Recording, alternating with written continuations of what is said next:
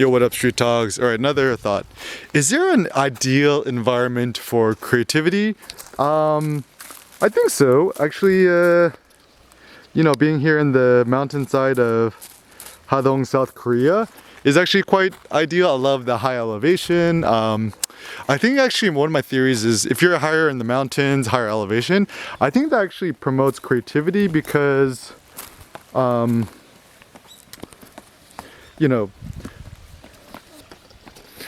I think there's a notion called hypoxia, which essentially means at higher altitudes there's less oxygen, so your heart needs to work harder to produce get the blood flowing. And actually, in fact, that actually strengthens your body in a good way.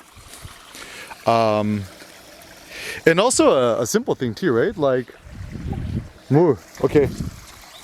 Yeah. Okay. Yeah. Also, another huge advantage is when you are part of you see a landscape that's multi-variegated with different variations in elevation, of jaggediness, of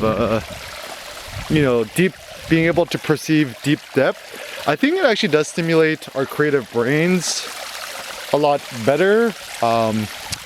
And so being surrounded by nature is not like, nature for the sake of nature, whatever. But I think my theory is the reason why nature is so beneficial to creativity is that there's like a quadrillion things to look at. So for example, looking off into the distances, right? I could see like a quadrillion bamboo trees, leaves, like fun thought, right? Like if you look at a tree, right? Or like all the trees, could you count the individual leaves on a tree, right? Like even a fun thought, right? If you look to the ground and look at all the rocks, imagine if each, okay, 물 보러 가자.